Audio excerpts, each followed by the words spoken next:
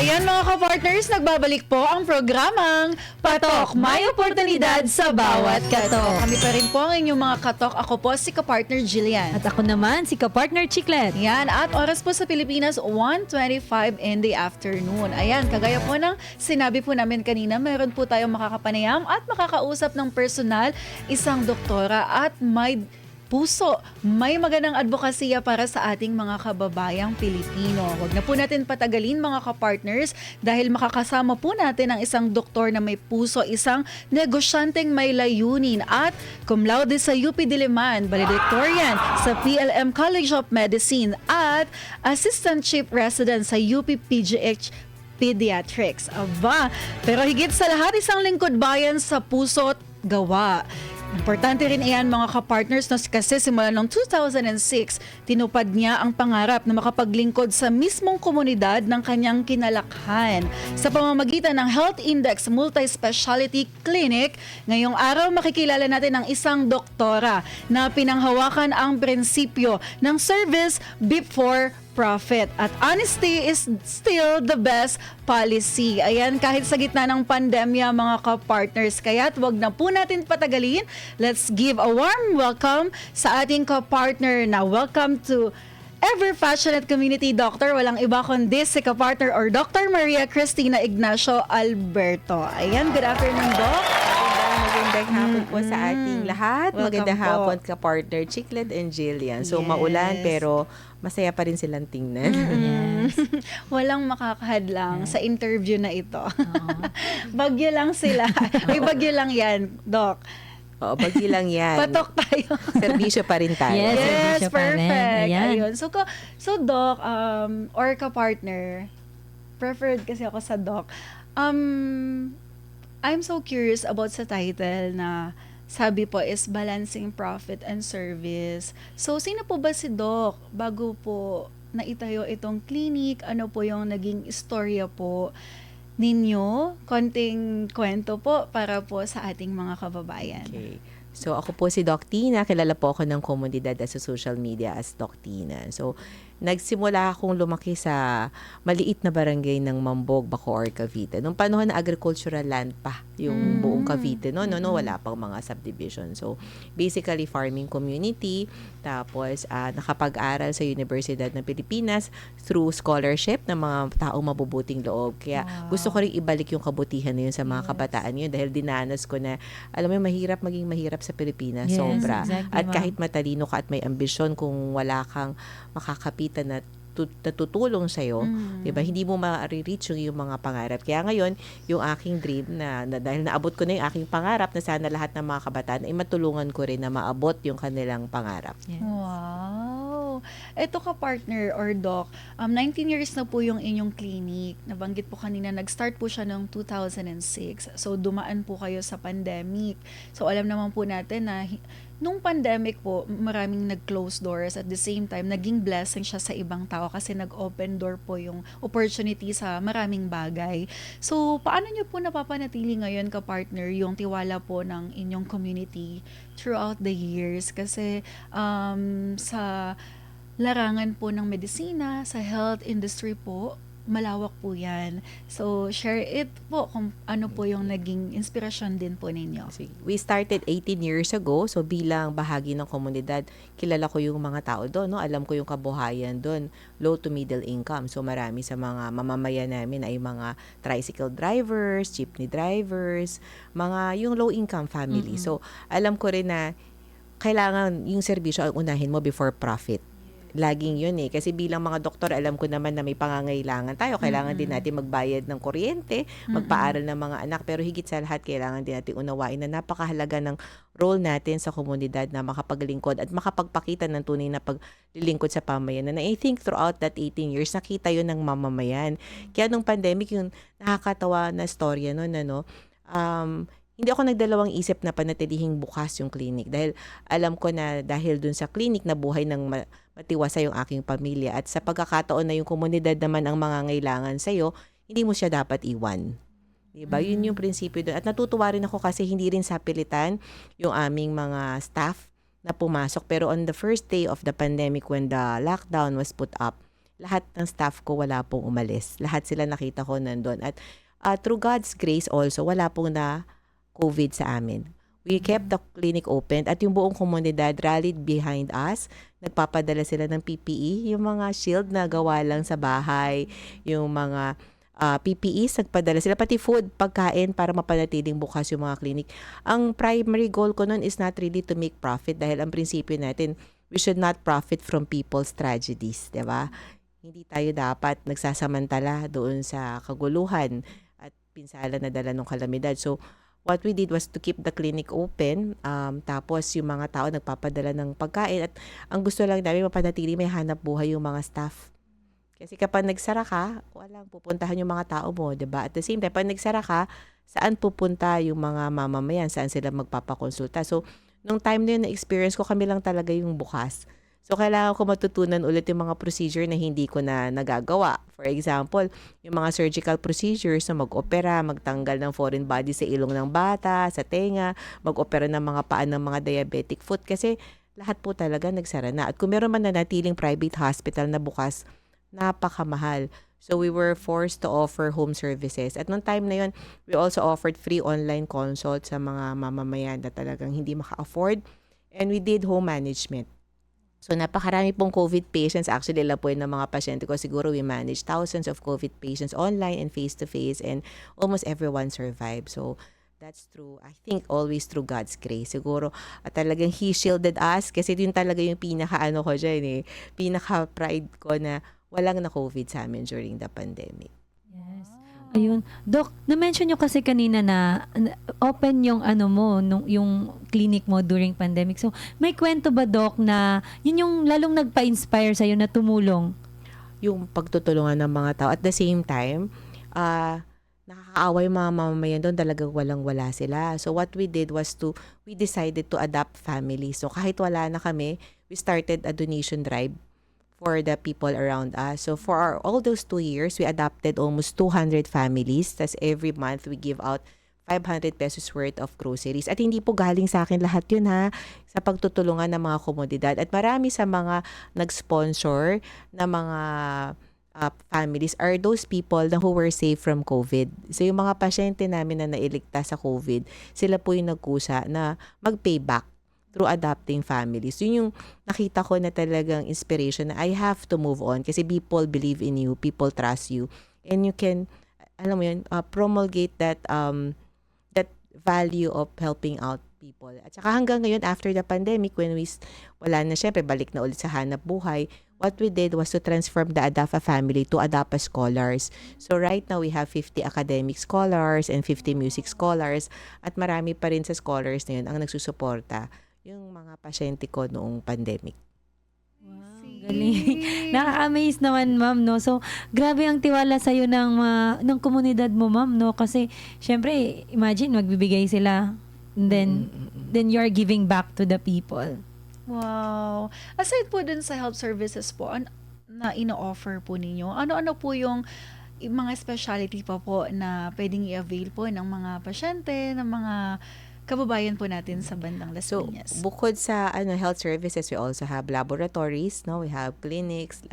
Before, we used to have birthing facilities or lying in. Pero nung pandemic, naging mahirap ito. At the same time, hirap din talaga sa paniningil sa ating insurance system. So, we have to fold. Siguro, yun din yung isang mahalaga sa negosyo na tip ko, no? Kapag talagang hindi nyo na masustain at talagang gumagastos kayo kumpara sa nagpa-profit sa business, then you have to say na mukhang hindi na dapat ituloy itong business na to.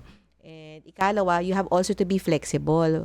Nung pandemic, di ba, wala ka talagang kikitain. So you have to minimize the expenses at the same time divert to another business. For example, what we did was, dahil meron kaming extra spaces sa taas, we stopped the ambulatory and surgical clinic and the birthing facility. We converted it into a research facility. Kasi nung time na yun, ang daming naghahanap ng mga area for research, lalo na in terms of COVID vaccine. So that's what we did. So you have to adapt to the times kung ano yung panawagan ng panahon. Otherwise, your business will also not survive. So ito, Doc, paano nyo po binabalanse ngayon, no, yung pagiging healthcare provider po ninyo at the same time po you're a business owner or you're an entrepreneur?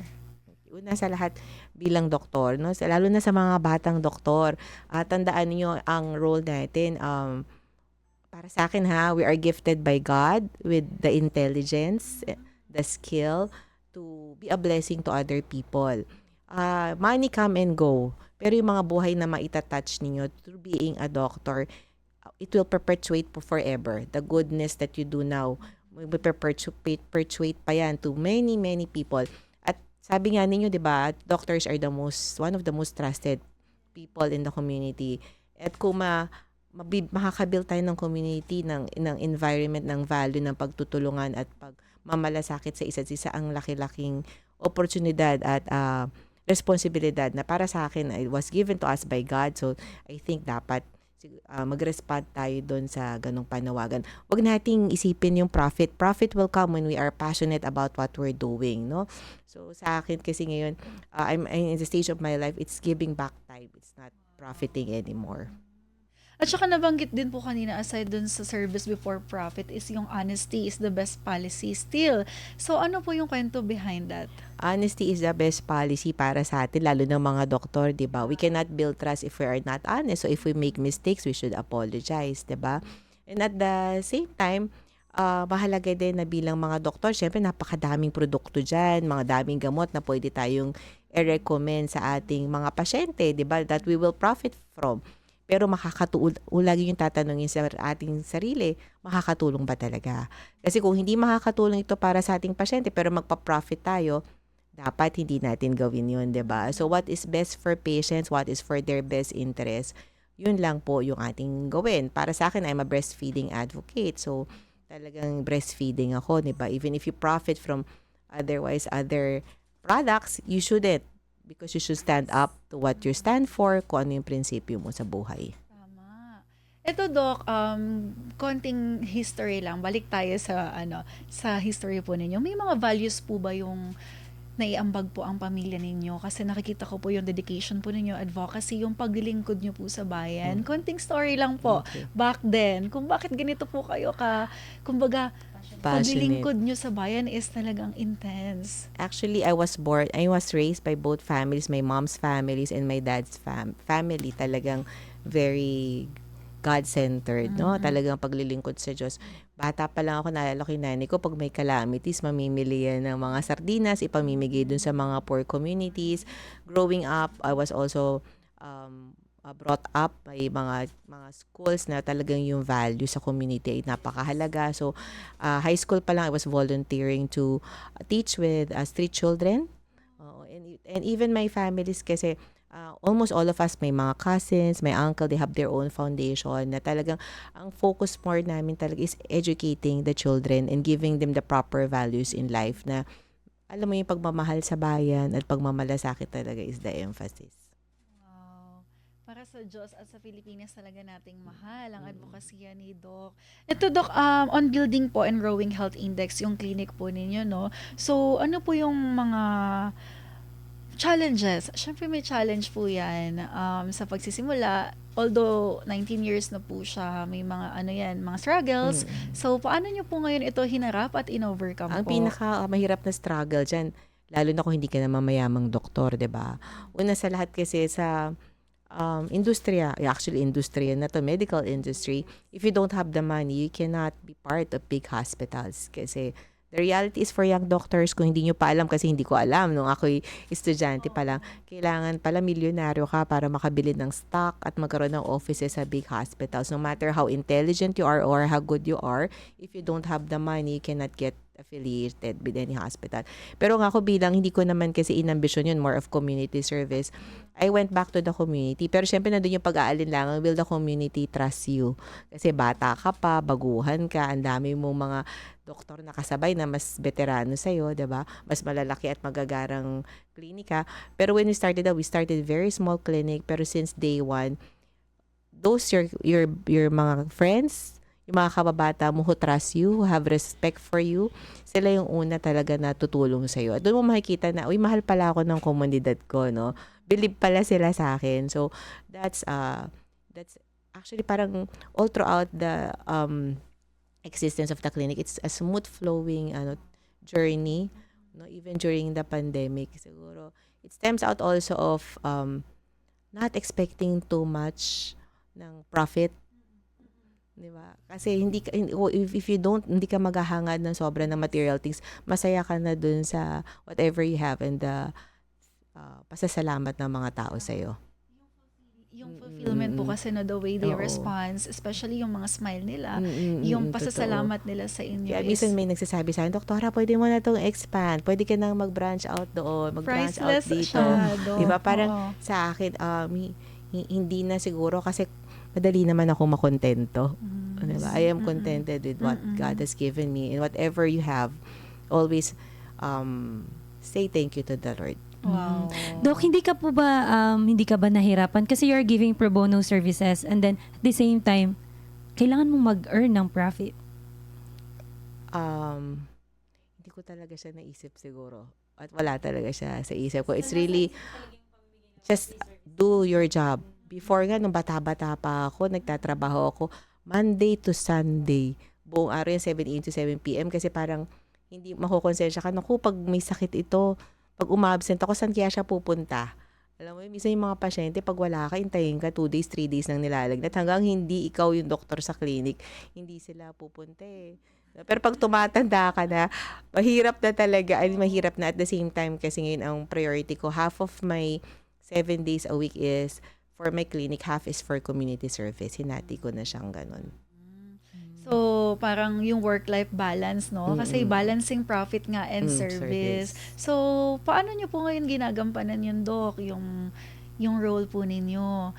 Kasi, aside sa pagbibigay nyo po ng serbisyo sa ating komunidad, may business din po kayo at the same time, are you a parent also? Yes. So, paano po yung work-life balance? Work-life balance. Monday, Wednesday, Friday, I go to the clinics. Dati hindi eh. Tuesday, Thursday, usually I go to the communities ko ano yung mga, meron kasi kaming hinahawakang Bacoor Hope Children's Chorus, Hope Scholars. Tapos we also have the Hope in Me Club Foundation that we are establishing. So, yun yung focus ko. Saturday, usually, extra job sa community kung meron and family time na. But the rest of the day tuwing gabi, checking ko na yung mga anak ko. At very proud naman ako sa kanila kasi they're all honor students and they're very responsible. Alam naman nila yung ginagawa ng mommy nila.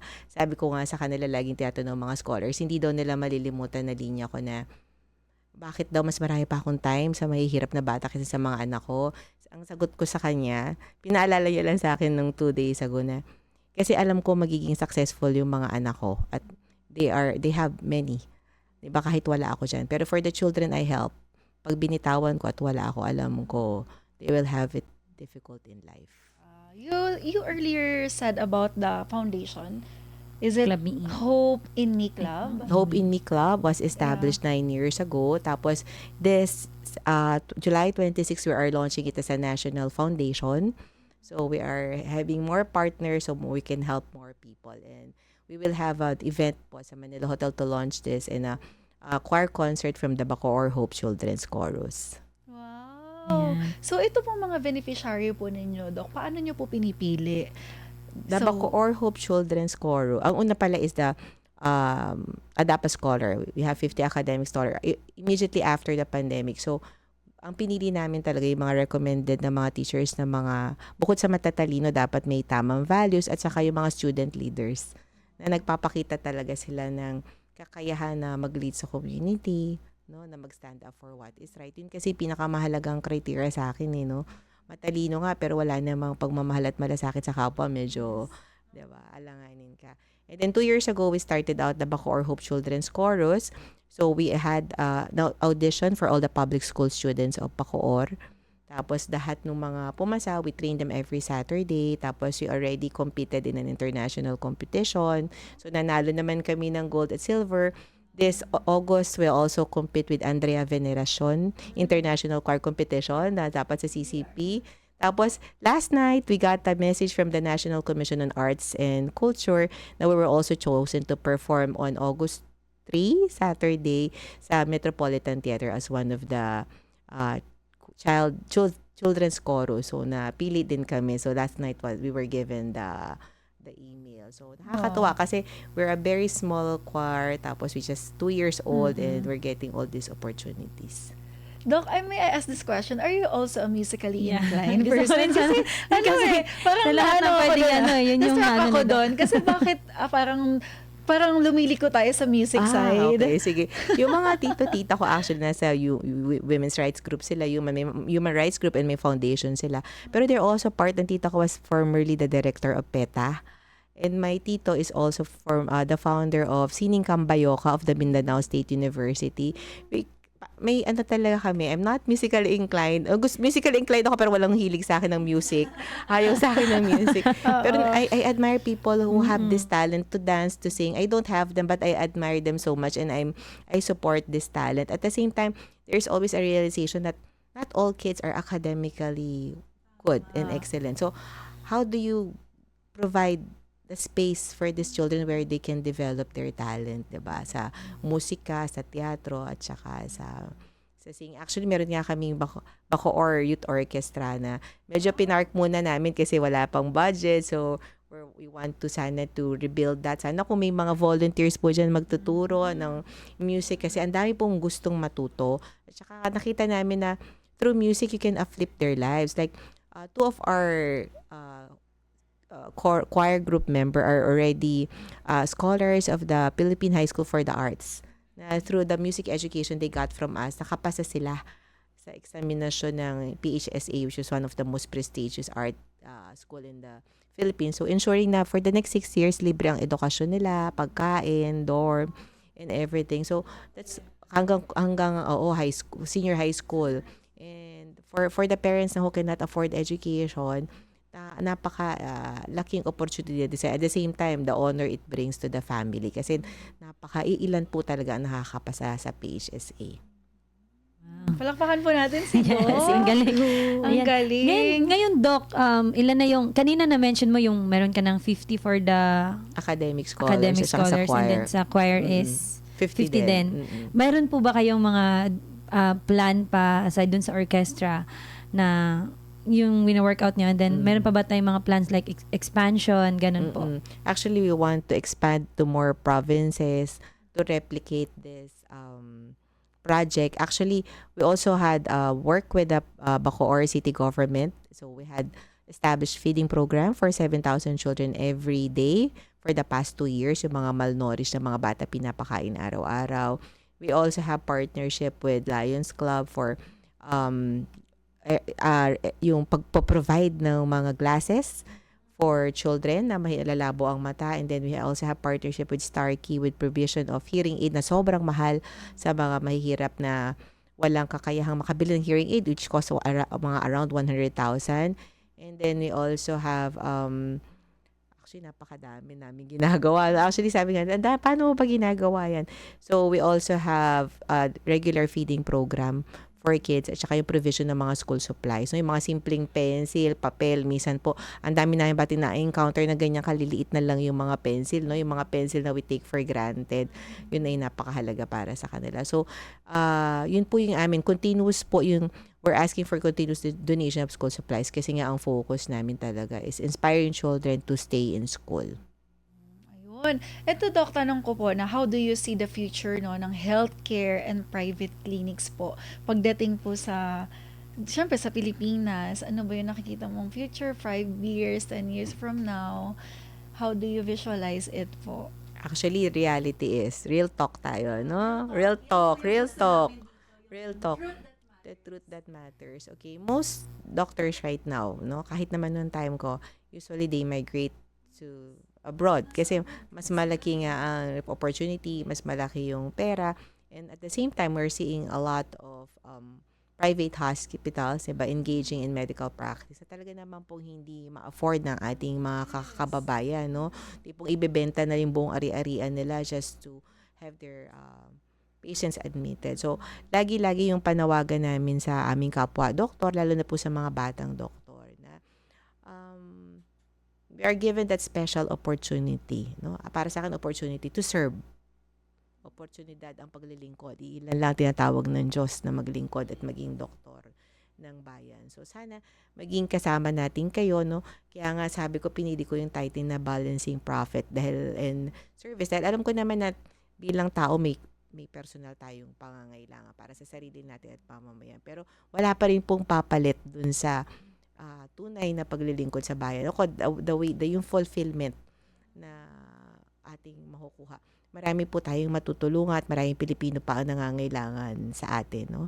At through genuine service, hindi naman po din talaga magiging abang-aba yung kondisyon natin sa buhay bilang mga doktor. So, sana mabalanse din po ng ating mga private hospitals, yung kanilang paniningil sa ating mga mamamayan para at the same time makatulong din po tayo na magkaroon tayo ng charity services for our people.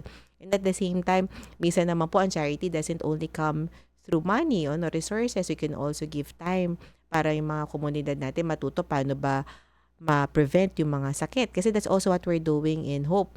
We're doing health education sa mga mamamayan, paano makaiwas sa mga sakit, no? Sometimes a donation doesn't come only in money. Your time, your service, the education you give them is also considered service. Dahil bagyo ngayon, ano po ba yung dapat nilang bantayan o yung mga posibleng sakit po na makukuha po?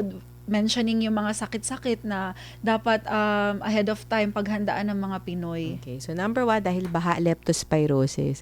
So since 2 nights ago, kaya muntik na ako na-restrict sa Facebook kasi nag-offer kami ng free reseta for people against leptospirosis. So kung hindi po kailangan lumabas, wag na po kayong lumabas sa mga bahay kasi bukod sa leptospirosis, nandyan din po ang tetanus, diba? Nandyan din po ang skin infection, lalo na kung diabetic kayo, no? Yung simple skin infection, pwedeng mauwi sa amputation, putol paa. So, wag naman po sana mangyari yun. Ikalawa, dahil malamig, nandyan po ang respiratory tract infection. We can have flu, pneumonia na nakamamatay. So, wag na rin po lumabas na bahay. At ikatlo, dahil minsan walang malinis na tubig at nakokontaminate ang linya ng tubig, nandyan din ang pagtatae. So, kailangan po talaga kung walang mineral water, i-boil po muna yung water bago inumin. Tapos, skin infection is very common, yung mga fungal infection, mga pigsa, dahil nga po nababasa ang mga paa. So, mag-ingat-ingat po tayo. Ayan, Doc, may mga comments po tayo sa ating Basahin lang po natin. Si Rose Jean Antipesto. Good job, ma'am. Sana po may mga tao na kagaya po ninyo. Ayan, si Daryl Obida. Kudos po sa inyo, Doc. Sana lahat din ng mga kagaya ninyong doktor, may mga ganyan ding mabuting pinagkakaabalahan. We also admire like you, Doc po. Congrats po sa mga narating ninyo po. Yan, ayan. Yana Alberto. Maulang hapon mga patok at Doc Cristina Ignacio. Ayan, Juan. Sa panahon ngayon, bihira na ang may pusong gaya ni Ma'am. Saludo po kami sa inyo. Kayo po ang tunay na inspirasyon. Para ni Noemi. Wow, amazing. Isang multi-specialty clinic kayang gawin lahat. Isahan na lang. Ayan, isahan na lang. Andrea, Ayan. Good afternoon mga kapatok at Doc Christina. Ito po, Doc, bukod po dun sa nabanggit po natin ng mga possible po na mga sakit, no? Itong mental health po and disaster stress po, paano nyo po hinaharap? May mga pasyente po ba tayo na dahil nga sa epekto po ng kalamidad, parang mentally naapektuhan po sila? Ano po yung response po natin dito? Yung mental health problem is pretty common, lalo na nung pandemic because of the isolation. Ang dami-daming nakitang kabataan na nagkaroon ng mental health problem. Pero hindi na siya isolated sa kabataan pati adults. Usually, dahil family problems and even economic problems, kahirapan, napaka-laking burden po niyan sa mga pamilya, no? Nagkakaroon talaga ng emotional problem. So, una sa lahat, bilang doktor, napakahalaga nga nung iyong tungkulin na i-guide yung mga pasyente mo. Minsan ang mga pasyente hindi naman po pupunta sa'yo for gamot lang. Ang pinakamahalaga dyan yung emotional support. Siguro sa ilang years, almost 20 years sa pagiging doktor ko, marami sa mga pasyente ko parang pamilya na. So buong story ng pamilya nila, alam mo na, minsan nakakatuwa na may magsasabi sa'yo. Parang nung isang araw biglang nag-message akin kasi birthday month ko ngayon na, Doktora, salamat sa buhay mo kasi muntik na ako nag-suicide noong time na nandun ako sa'yo, buti kinausap mo ko, ngayon very successful na siya. Tapos, sabi ko nga your word matters. Ano? It can either break a person or build them up. So sa akin, kaya nga lagi kong rule, kung pag-uusapan natin, mga, tawag natin, marites, yung buhay ng iba, hindi para i-put them down, but to help them. Diba? Use your words, to help people, not to break people apart. Ayan. Doc, before po tayo magtapos, bigyan niyo po kami ng more tips pa, mga preventive tips po this typhoon season para po sa benefit po ng ating mga viewers, lalong-lalo na po no, sa mga hindi po nakaka-access directly or physically sa mga ospital dahil ang mga low pressure area po dito sa NCR ay talaga pong mataas na po ang baha. So ano po ba, mga nanonood ngayon, ano po ang mga preventive tips po na pwede po ninyong i-advise sa kanila? Sa mga nanonood ngayon, una sa lahat, kung hindi kailangan lumabas, huwag pong lumabas sa mga bahay. At kung kayo po ay talagang lumusong sa baha, huwag magdalawang isip na magpakonsulta. Ako po at may mga iba rin akong doktor na kilala na nagbibigay ng libreng serbisyo through online. No po, you can contact us online through Hope in Me Club para po mabigyan kayo ng tamang reseta laban sa leptospirosis. At ikatlo din po sa ating mga mamamayan, nagiging malakihang problema din po ang dengue fever. Pagkatapos ng tag-ulan, malamang po yan po ang susunod na sakit na magiging common. So, siguraduhin po na malinis yung buong kapaligiran, wala pong tubig na naiiwan sa mga paso or sa mga gilid ng bahay at sa mga estero ay ating pong linisin. At ikaapat, always habang tayo ay nandun sa loob ng ating bahay ay manalangin, hindi lang po para sa sarili natin, kundi para sa iba. At kung tayo po ay safe at komportable, God kept us safe so we can save others. So tayo po ay dapat may responsibilidad kung tayo hindi binaha at hindi binagyo at very safe sa ating bahay na magbigay tulong naman po dun sa mga hindi naligtas dun sa ating mga typhoon. No po? Ayan, maraming salamat Doc no, sa mga tips. Ito naman po para naman po sa mga aspiring business men, lalo na po sa medical field. Ano naman po ang ating mga advice po para sa kanila? Sa mga kabataang doktor, siguro mas kailangan itong advice. Una sa lahat, expose yourselves to the community. No? Maging handa, ano ba yung iba ang medical school versus sa reality sa labas. No? Ikalawa, mahalaga din yung mentorship. Kaya I'm always welcoming students. Ang dami ko po estudyante sa clinic para po matuto kayo paano mag-run ng medical clinic. Kahit maliit na medical clinic, ay paano tayo magkakaroon ng profit without sacrificing yung serbisyo sa ating mga mamamayan. Okay? So, yun lang po siguro. And always, service first before profit pag tayo isang medical doctor.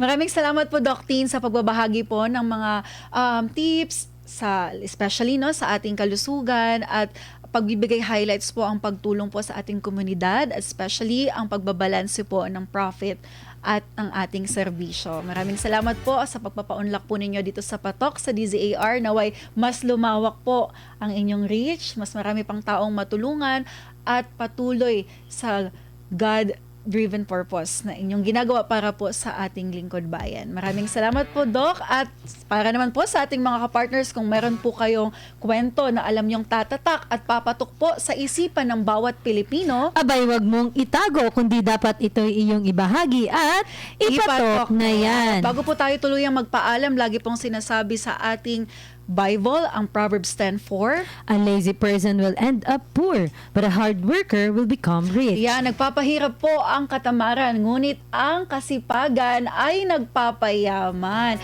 Ayan mga kapartners, ako po si kapartner Jillian. At muli ako naman, si kapartner Chiclet. Magsalo-salo ulit tayo bukas Sa kaparehong oras at himpilan, dito lang sa Patok, may oportunidad sa bawat katok.